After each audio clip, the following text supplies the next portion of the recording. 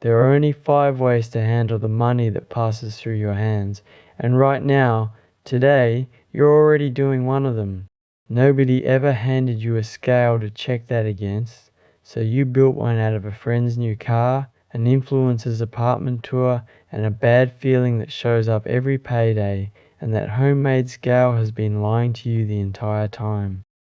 The question underneath it is the same at 19 or 29, earning in dollars or rupees or pounds. Am I doing this wrong? That question was never really about the number in your account.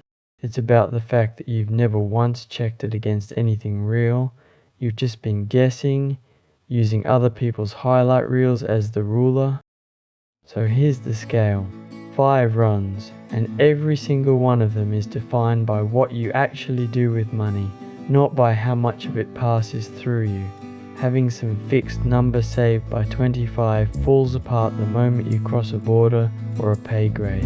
But behavior travels everywhere. Spend past it. Break even by accident. Save on purpose. Let it grow. Buy yourself assets automatically before you even see the cash. 5 rungs. You're standing on one of them right now, and by the end of this you'll know which. Rung 1, and if it's you probably knew before I finished the sentence. Most months, more goes out than comes in. Not because you're careless, because wages stall, prices don't, bills snowball, and the gap between what you earn and what a normal month costs has quietly closed or never opened in the first place. There's no buffer, one broken phone screen, one missed shift, one dentist bill. You're one bad week from a crisis, and you already know it. Picture 2 people here. One's covering rent with a credit card the last 4 days of every month and calling it normal because it's been normal for 2 years. The other just started her first real job, still budgeting like the allowance years, genuinely stunned at how fast money leaves. Same rung, completely different reasons for being on it, and that's worth sitting with, because rung 1 is rarely a character flaw. It's usually just math nobody ever taught you to do. Rung 2 is breaking even, and it looks like progress, because on paper it is.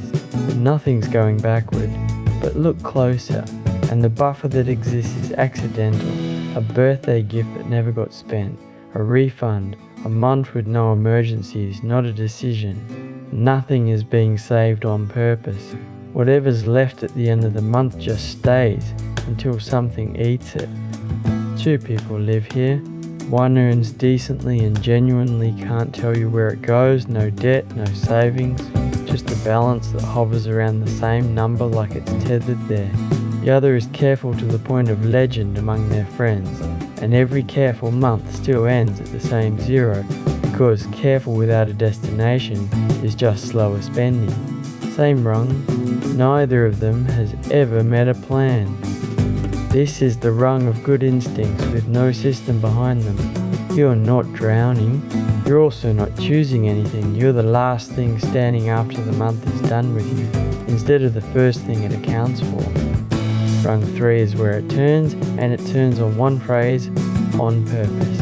This is the person setting aside even 1% of what comes in on a fixed schedule before the month gets a chance to spend it for them first.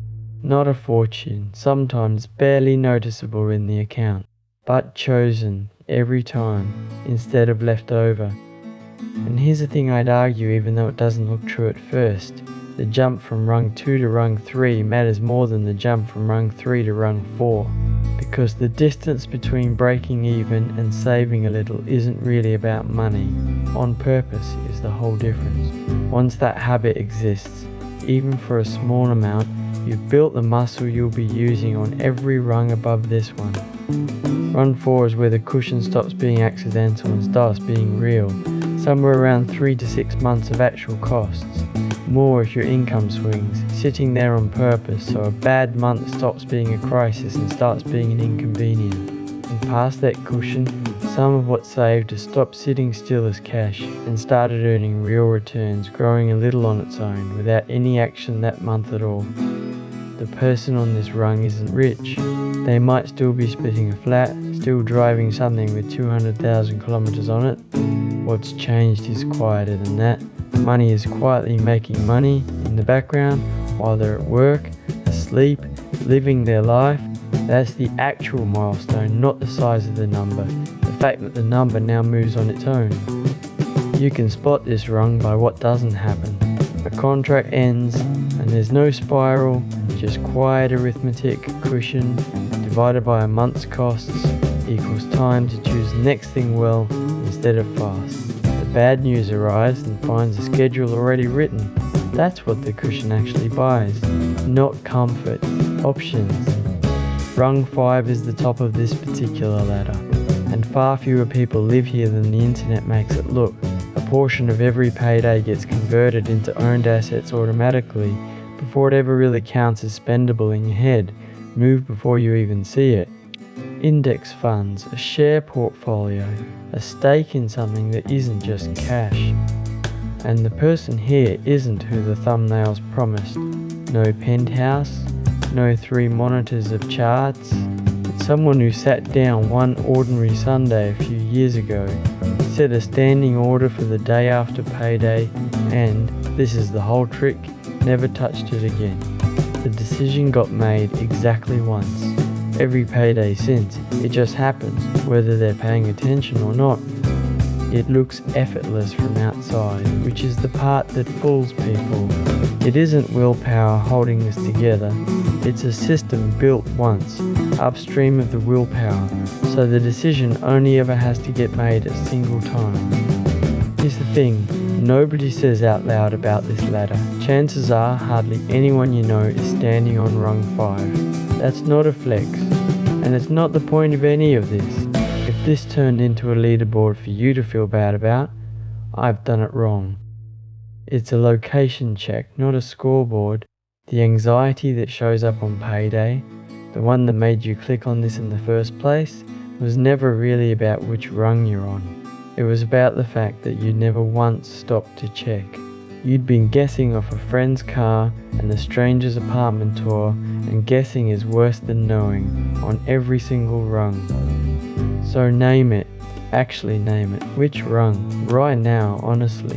Whichever one it is, there's an obvious next step directly above you, and you already know what it is, because it's just, do the thing above me on purpose, once.